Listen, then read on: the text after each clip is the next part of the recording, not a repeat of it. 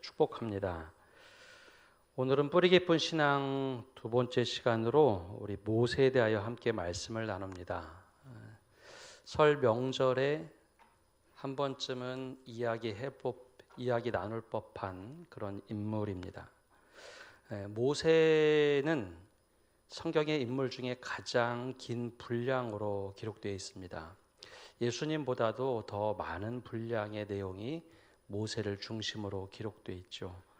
하나님께서는 친구라라고 부를 만큼 그를 아주 귀하게 생각을 했습니다.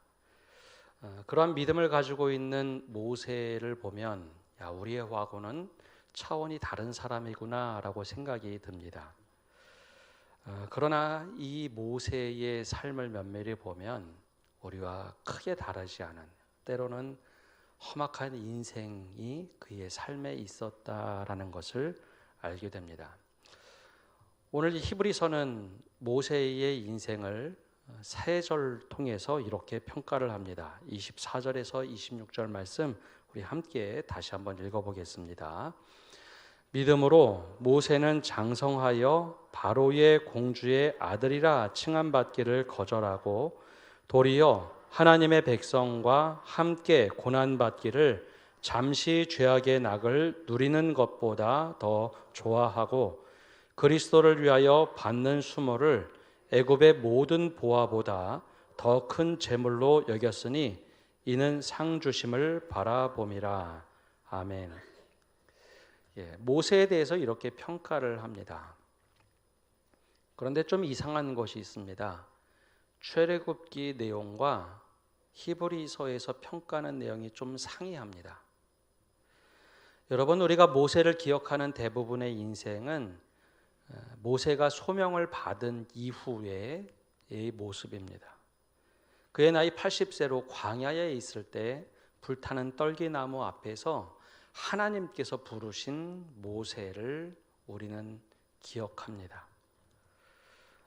그의 인생에 정말 화려했던 시간들은 80세 이후 소명을 받았던 때인데 오늘 히브리서는 그 이전을 설명하고 있습니다. 믿음으로 모세는 장성하여 바로의 공주의 아들이라 칭함받기를 거절하고 이때는 그의 나이 약 40세쯤입니다. 그 이야기는 하나님의 부르심을 받기 전에 이미 믿음으로 그는 살기 시작했다. 믿음의 뿌리를 내렸던 사람이다라고 말을 하고 평가를 한다는 것이죠. 모세는 당대의 가장 선진국이고 가장 큰 제국이었던 이집트의 왕실에서, 즉 바로의 공주의 아들로 살았던 사람입니다. 근데 그것을 거절하고 하나님의 백성과 함께 고난받기를 택하고 죄악의 낙을 누리는 것보다는 그리스도를 위하여 받는 수모를 더 기쁜 일로 여겼다라고 평가한다는 것이죠. 즉 하나님의 부르심을 받기 전에 이미 그런 믿음에 도전을 했던 사람이다라고 말을 하고 있습니다. 준비된 믿음이었다는 거죠. 그럼 과연 그가 어떤 사람이었길래 이렇게 평가를 할까? 오늘 우리가 읽은 말씀 바로 앞절에 한 가지 단서를 붙이고 있습니다. 그 신앙의 뿌리는 그의 부모로부터 시작됐다라는 겁니다. 23절에 이렇게 기록되어 있습니다. 우리 함께 읽어보겠습니다. 믿음으로 모세가 낳았을 때에 그의 부모가 아름다운 아이임을 보고 석 달 동안 숨겨 왕의 명령을 무서워하지 아니하였으며.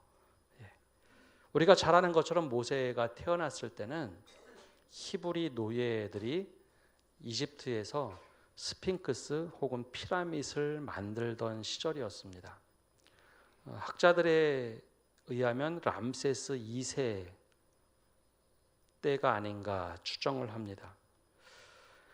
근데 람세스 2세 때 히브리 노예들이 너무 빨리 숫자들이 불어나자 명령을 합니다. 2세 미만의 사내 아이들을 다 죽여라. 처음에 그 명령을 좀 더 강화해서 산파들에게 명령합니다. 그러지 말고 태어나자마자 사내 아이면 죽여라 라고 하는 명령을 내리죠. 그 어간에 모세가 태어납니다. 3개월 동안 어떻게 숨기며 키웠는데 3개월 정도 되자 아이의 울음소리가 우렁차집니다. 더 이상 키울 수 없게 되었을 때 이 부모는 결정합니다. 여기 있으면 잡혀 죽는 것이고 나일강으로 뛰어서 보내자. 누가 아이를 받아줄지 아느냐. 그래서 갈대 상자를 만듭니다. 여러분, 갈대 상자 물에 띄우면 어떻게 될까요? 물에 푹 들어갑니다. 역청도 바르고 마치 방주처럼 그 역청을 바르고 그리고 천을 넣고 아이를 그 안에 넣고 띄웁니다. 그 일을 누가 했느냐? 엄마가 직접 합니다. 엄마 이름이 히브리서 보면 요게벳이죠. 여기 어머니들 많은데요. 3개월 된 아이를 밖에 그렇게 강에 띄울 때 심정이 어떠했을까요? 3개월밖에 된 아이, 그 아이를 상자에 넣어서 물에 띄운다. 부모는 그냥 아이를 살리기 위해서 띄운 것이 아니라 이때 이런 마음을 먹습니다. 하나님의 손에 맡깁니다. 이 아이를 하나님의 손에 맡깁니다. 나일강은 아프리카 강 중에 아주 열대 동물들이 많이 사는 그런 강입니다. 근데 그곳에 띄운다는 게 죽게 하려고 하는 것이 아니라 하나님의 손에 맡기니 하나님께서 살려주십시오. 그러면서 하나님의 섭리에 이 아이를 맡깁니다. 그것이 첫 번째 부모의 믿음이었습니다. 근데 다행스럽게 이 갈대 상자를 바로 공주가 보게 됐고 그 아이를 입양을 합니다. 모세는 그날로부터 자신이 선택하지 않은 두 가지의 정체성을 갖게 됩니다. 하나는 애굽의 공주의 아들로 왕실 귀족이라는 정체성 하나를 갖게 되고 또 다른 것은 히브리 노예의 정체성 두 가지를 갖게 됩니다. 여러분, 애굽의 왕실에서 자라는 동안 애굽의 언어, 애굽의 문화, 애굽의 신들에게 그리고 애굽의 교육을 통해서 자라납니다. 어느 누구도 히브리인의 하나님에 대해서 알려줄 사람은 없습니다. 더군다나 지금처럼 성경이 있는 것도 아니고 미디어가 있는 것도 아니고 애굽의 제국의 문화가 최고라고 우리가 믿는 신이 최고라고 그런 교육을 받으며 완전한 왕실의 귀족으로 자라납니다. 이게 그의 첫 번째 정체성입니다. 그런데 이와 달리 모세의 누이 미리암이 갈대 상자를 쭉 따라가다가 보니 바로의 공주가 그 갈대 상자를 집어서 그 아이를 양자를 삼습니다. 그래서 미리암이 그 왕실을 두들기고 아기가 있는데 유모가 필요하지 않습니까? 제가 아는 유모가 있는데 젖동양할 수 있습니다. 그래서 엄마 요게벳을 그 왕실에 넣게 되죠. 지혜로운 일이었습니다. 근데 그때 유모이자 어머니인 요게벳은 모세에게 젖을 먹이면서 아이가 또 자라는 동안에 단둘이 있을 때 계속해서 그의 정체성이 무엇인지 알려줍니다. 너는 히브리인이며 하나님께 맡긴 사람이다. 하나님을 경외하며 살아야 된다. 근데 사실 이 기간이 그리 오래되지는 않았습니다. 아주 짧은 시간이었죠. 여러분, 이 두 가지 정체성, 한 사람에 있는 두 정체성, 어느 것이 더 강하게 나타날까요? 화려하면서 엄격한 애굽 왕실의 교육, 반면 노예 히브리인으로 들어온 한 여인 유모의 따뜻한 젖먹이와 함께 가르치는 가르침. 우리는 객관적인 것을 좋아하죠. 시간이 많으면 오랜 시간 교육받은 것이 훨씬 더 우리의 정체성을 확고히 잡는다라고 생각을 합니다. 그래서 겉으로는 귀족의 정체성을 가진 것처럼 보여집니다. 그러나 그 안에는 히브리인의 정체성, 즉 믿음의 정체성이 오히려 훨씬 더 굳건하게 자리 잡힙니다. 요즘에 젊은 부부들은 다 맞벌이를 합니다. 자녀가 태어나면 아빠나 엄마, 요즘 대체적으로 엄마들이 육아휴직을 많이 하죠. 또 아빠들도 요즘엔 육아휴직도 합니다.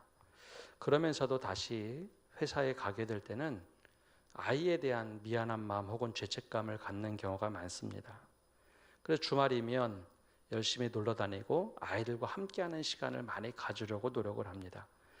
또 좋은 선물도 많이 주고 장난감도 많이 사줍니다. 교회 유아부 예배를 가보면 많은 교회에서 확인할 수 있는데 엄마와 아빠들이 아이들과 함께 예배하는 가정이 많습니다. 그 시간만큼이라도 함께하고 싶은 마음이죠. 그런데 우리나라 상담의 최고 전문가인 조벽 교수 그리고 최성애 박사는 조금 다른 이야기를 합니다. 책에서 이제 언급은 하는데요. 정서를 이야기할 때 아이와 함께하고 정서적으로 안정을 주는 시간의 양이 중요한 것이 아니라 그 질이 중요하다라고 얘기합니다. 하루 종일 함께 아이들과 보내면서 엄마가 혹은 부모가 휴대폰을 본다든지 다른 일을 하느라고 분주하다면 아무리 함께 오래 해도 오히려 아이가 불안하다는 것이죠. 이와 달리 엄마와 아빠가 직장을 다녀온 후에 아이를 어린이집이나 유치원에서 데리고 와서 그 짧은 시간이지만 세상 없이 아이들에게 온전히 집중하는 그 30분 혹은 1시간이 있으면 아이는 거기에 충분한 정서적 안정을 갖는다라는 겁니다. 실제로 지혜로운 부부들은 퇴근하고 나서 아이하고 한 30분만 놀아주면 아이가 채 30분을 놀지 못합니다. 그리고 한 20분 그 정도 지나면 됐어 그러고 이제 자기 할 일을 하기 시작합니다. 아주 갓난 아기를 제외하고는 말을 할 정도의 유치원 정도 되는 또 어린이집을 다니는 아이들은 30분 충분히 놀아주면 이제 충분히 채워졌으니까 자기 일을 합니다. 여기에 더 나가서 믿음의 가정의 경우 자기 전에 아이에게 늘 손을 얹고 기도해주고 하나님이 너하고 함께 하셔. 네가 어디를 가든지 하나님이 너 지켜보신다. 그리고 보호해 주신다. 너 누구보다도 정말 존귀하게 여기셔. 그 짧은 기도 매일매일 해주면 그게 몸속에 마음속에 그냥 스펀지처럼 쭉 빨아들이게 돼 있습니다. 그래서 이 기억은 평생 갑니다. 그러면서 부모의 신앙이 자녀에게 그대로 전수가 됩니다. 어머니 요게벳이 모세와 함께 할 수 있는 시간은 많지 않았습니다. 그럼에도 불구하고 유모로 들어가서 모세의 신앙의 정체성, 히브리의 정체성을 굳건하게 심어주었다는 것이죠. 그래서 출애굽기 2장 9절과 10절에 이렇게 기록되어 있습니다. 바로의 딸이 그에게 이르되 이 아기를 데려다가 나를 위하여 젖을 먹이라. 내가 그 삭슬 주리니 여인이 아기를 데려다가 젖을 먹이더니 이 여인이 바로 어머니 요게벳입니다. 10절에 보면 그 아기가 자라매 바로의 딸에게로 데려가니 그가 그의 아들이 되니라. 그가 그의 이름을 모세라 하여 이르되 이는 내가 그를 물에서 건져내었음이라 하였더라.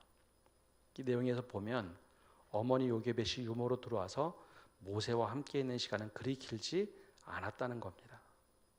그리고 매일 데리고 다닌 것도 아닙니다. 그러나 그 밀도 있는 시간을 통해서 알려주고 이야기해 주었던 그 신앙이 흔들리지 않더라는 거죠. 그리고 수십 년이 지납니다.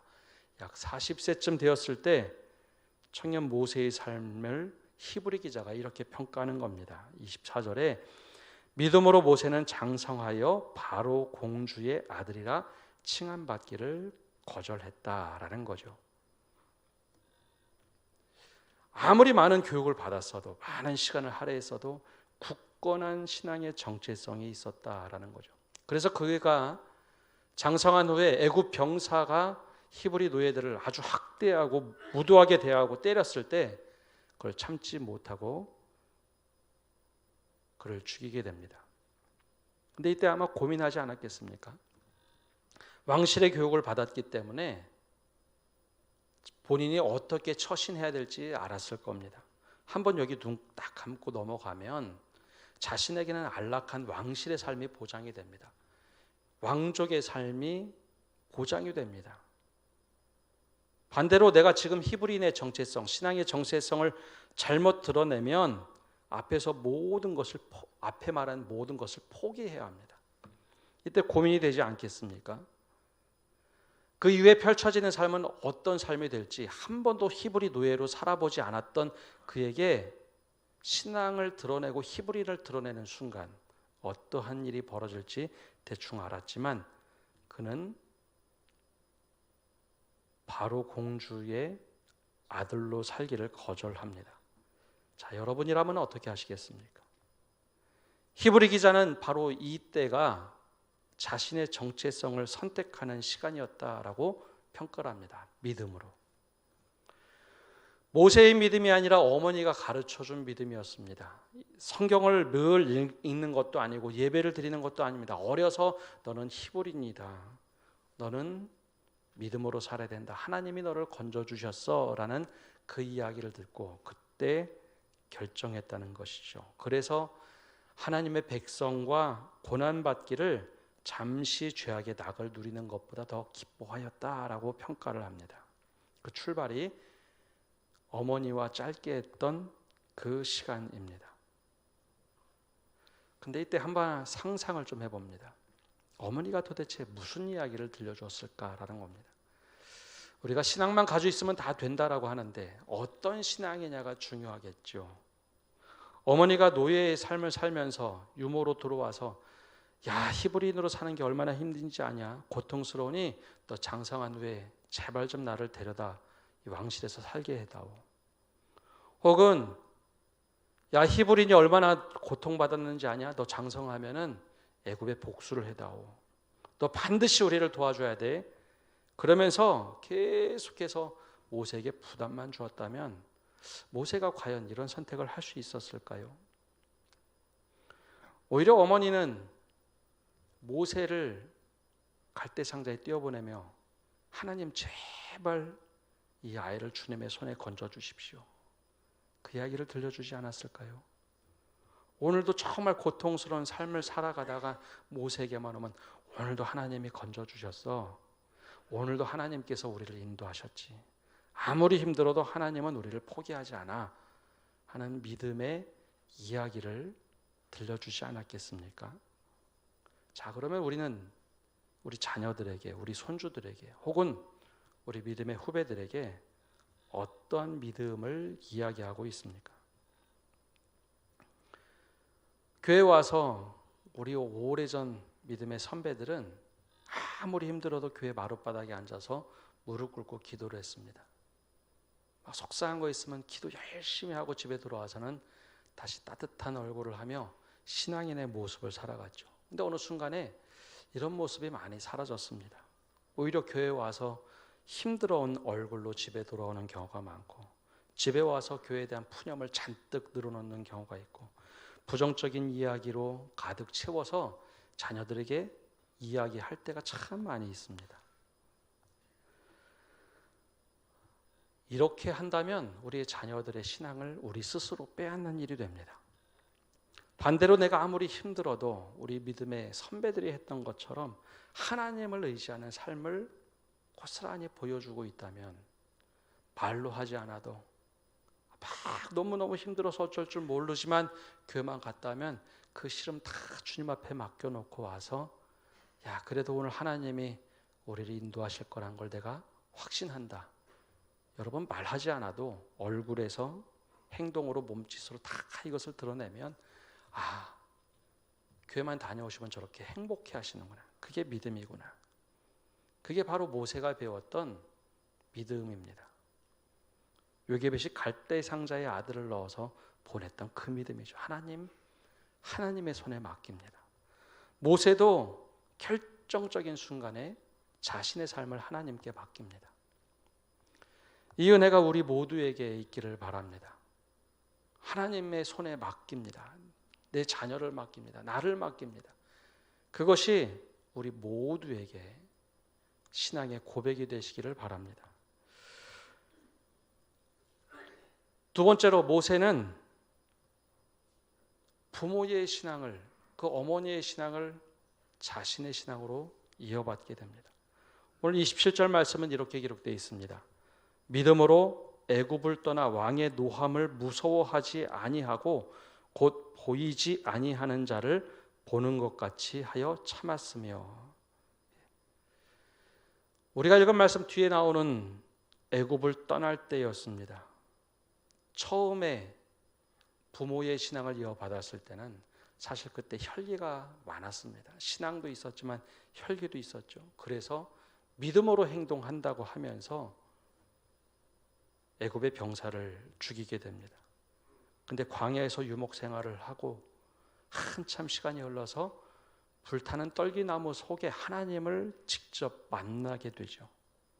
어머니가 들려주었던 하나님, 수십 년 전, 대충 우리가 짐작할 수는 없지만 유모가 데리고 있는 시간 길어야 10년이 되지 않았겠죠. 유모들이 그렇게 오랜 시간이 있지 않습니다.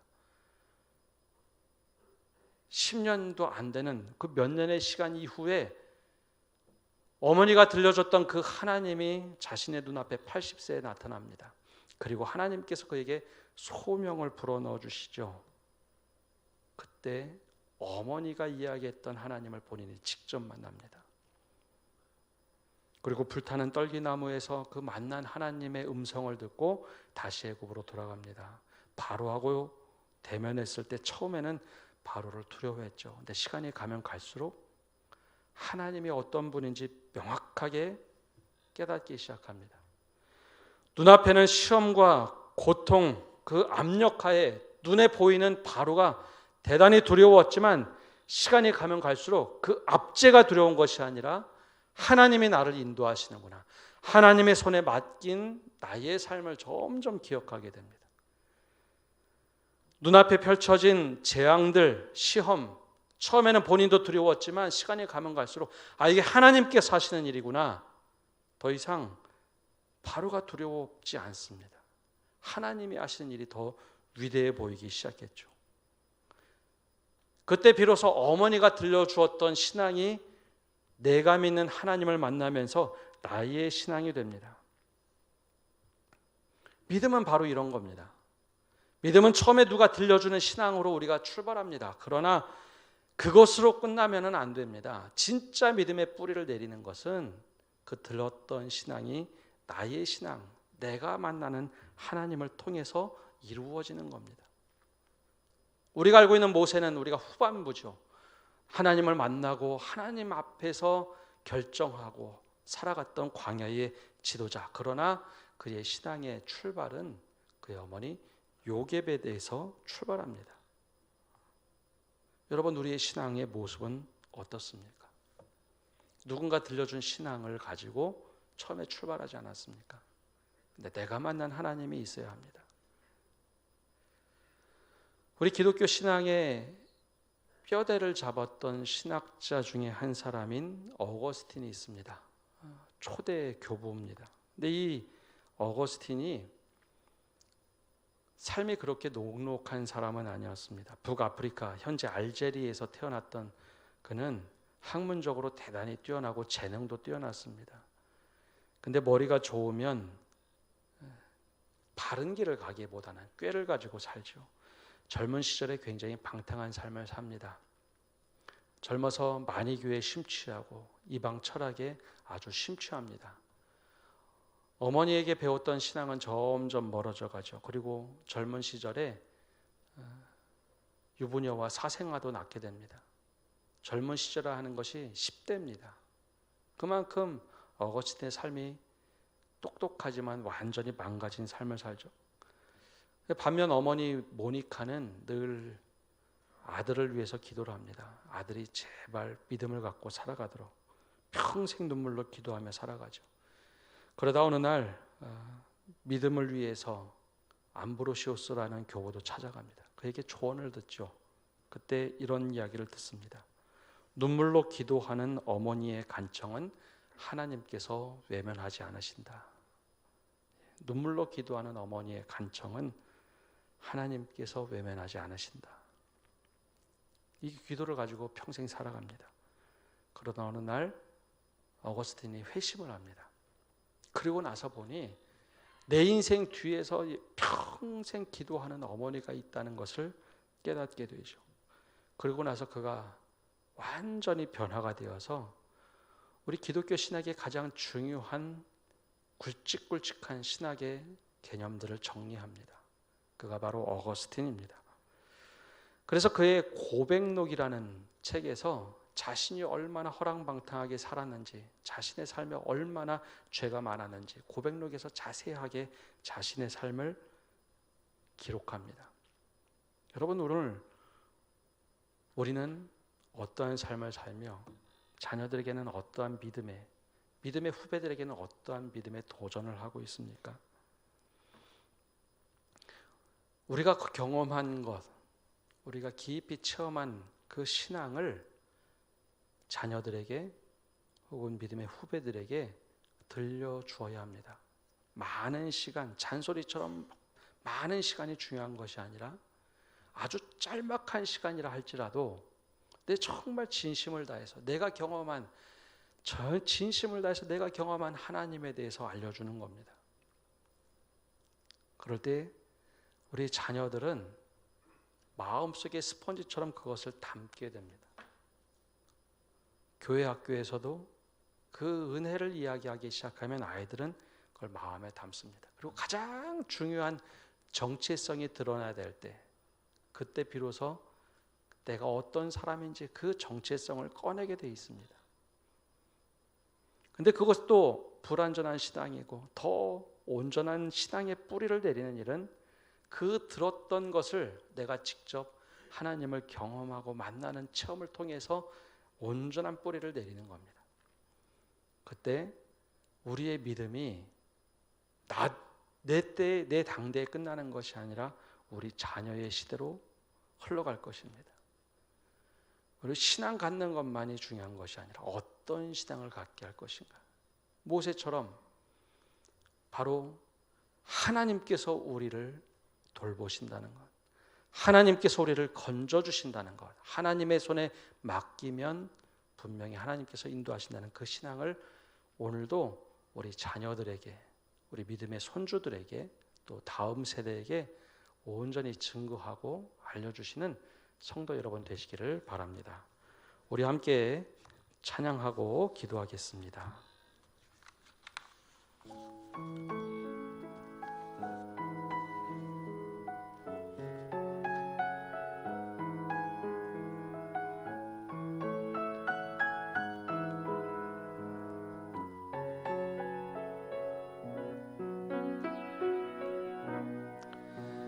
내 평생 살아온 길 뒤돌아보니 짧은 내 인생길 오직 주의 은혜라, 주의 은혜라, 주의 은혜라. 내 평생 살아온 길 주의 은혜라, 주의 은혜라. 다함이 없는 사랑, 달려갈 길 모두 마치는 주 얼굴 볼 때 나는 공로 전혀 없도다. 오직 주의 은혜라. 지금까지 지내온 것 주의 크신 은혜라. 한이 없는 주의 사랑 어찌 이루 말하랴. 자나깨 나 주의 소원이 항상 살펴주시고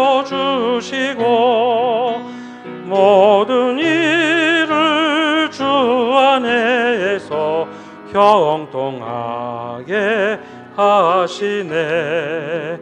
주의 은혜라, 주의 은혜라. 내 평생 살아온 길 주의 은혜라 주의 은혜라 다함이 없는 사랑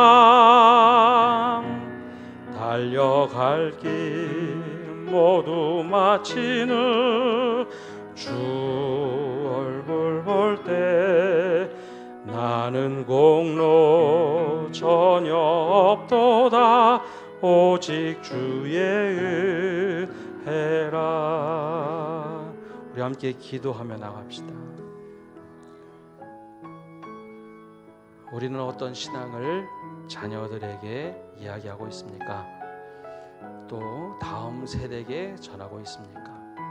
가장 중요한 순간에 신앙의 정체성을 드러낼 수 있는 그 믿음을 이야기해 달라고, 그것을 지혜롭게 전할 수 있는 믿음을 갖게 해달라고 우리 기도합시다. 두 번째 기도 제목은 어떤 신앙을 전해주고 있습니까? 유괴배시 늘 푸념만 하고 히브리 삶이 얼마나 힘든지 제발 나를 너 장성한 후에 건져달라고 하는 복수의 신앙 혹은 다른 이야기를 했다면 모세가 바뀌지 않았을 겁니다. 현실과 신앙의 괴리감이 있었겠죠. 오늘도 하나님이 여전히 우리를 구원하시고 하나님의 손에 맡긴 사람이더다라는 신앙을 이야기해 줍니다. 오늘 우리가 자녀들 앞에서 신앙을 이야기할 때 하나님께서 우리 가정 건져주셨습니다. 하나님께서 우리 가정 인도하신다는 그 신앙의 고백을 증거할 수 있게 해달라고 기도합시다. 마지막으로 우리의 자녀들이 우리 믿음의 다음 세대가 우리가 이야기해 준 신앙을 넘어서 본인들이 직접 하나님을 만나고 경험한 신앙을 갖게 해달라고, 그들이 다음 세대를 온전한 신앙으로 이어가게 해달라고 우리 세 가지 기도 제목을 가지고 합심하여 기도하겠습니다. 하나님 아버지, 이 시간 기도하며 나갑니다. 설 명절 우리 가족들이 모였을 때 하나님 아버지 신앙의 이야기를 꺼내게 하여 주옵소서. 우리가 경험했던 하나님, 제발 내 자녀를 하나님 앞에 맡겨드립니다. 하나님의 손에 맡겨드리오니 주님 이 영혼을 붙잡아 주시고 품어달라고 하는 그 믿음의 고백이 있게 하여 주시옵소서. 하나님 아버지, 정말 내 삶의 어두운 이야기들을 자녀들에게 하고 속상한 이야기들을 자녀에게 해서 믿음이 흔들리도록 하는 것이 아니라 오히려 하나님 앞에서 하나님을 신실하며 믿는 것이 얼마나 귀중한 일인지, 내가 너를 하나님의 손에 맡겼단다라는 이야기, 하나님께서 우리를 건져주셨다는 하나님의 긍정의 신앙의 이야기를 할 때 우리 다음 세대가, 우리 믿음의 자녀들이 그 신앙을 이어갈 수 있도록 은혜 내려 주시옵소서. 그리고 주님을 만나는 그때에 이것이 바로 부모님이 이야기해줬던, 우리 믿음의 선배들이 이야기해줬던 그 하나님임을 깨닫게 하시고 평생 믿음을 지켜갈 수 있는 믿음의 사람이 되게 하여 주옵소서. 명절에 다 같이 모였습니다. 이 은혜가 넘치게 하여 주시옵소서. 사랑의 주님, 혹독한 시련에 노예 생활로 하루하루가 힘들 때 모세를 만나서 젖을 먹이면서 요게벳이 아이에게 신앙의 이야기를 하고 우리 하나님 이야기를 하고 우리 민족을 얘기해줬던 그 믿음의 고백이 우리의 고백이며 우리가 다음 세대와 우리 자손들에게 들려줄 수 있는, 손주들에게 들려줄 수 있는 믿음의 고백이 되게 하여 주옵소서. 또한 오늘도 하나님이 우리를 건져주셨음을 이름을 통하여, 삶을 통하여 경험하고 여전히 하나님께서 우리를 도와주심을 고백하게 하여 주시옵소서.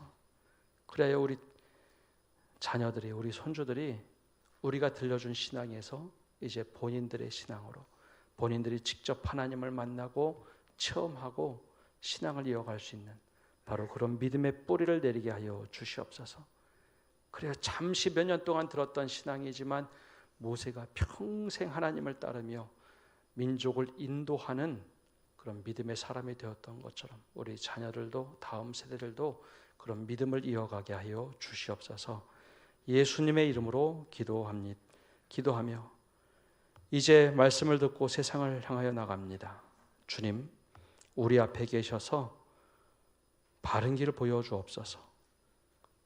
주님 우리 곁에 계셔서 팔로 껴안아 지켜주옵소서. 우리 뒤에 계셔서 우리를 못된 사람들의 흉계에서 보존하여 주옵소서. 주님이 우리 아래 계셔서 떨어지면 받아주시고 덫에서 끄집어내어 주옵소서. 주님이 우리 안에 계셔서 슬퍼할 때 위로해 주시고 우리 둘레 계셔서 남들이 덮칠 때 막아 주옵소서. 주님이 우리 위에 계셔서 복 내려 주옵소서. 이제는 예수 그리스도의 은혜와 아버지 하나님의 크신 사랑과 성령님의 교통하심과 위로하심이 오늘 예배를 드리며 주님이 우리를 인도하시며 주님의 손에 건져 주셨습니다. 이 신앙의 고백을 가지고 살아가는 모든 성도들 위해 믿음의 권속들과 이 땅 위에 이제로부터 영원까지 함께 하시기를 간절히 축원하옵나이다. 아멘.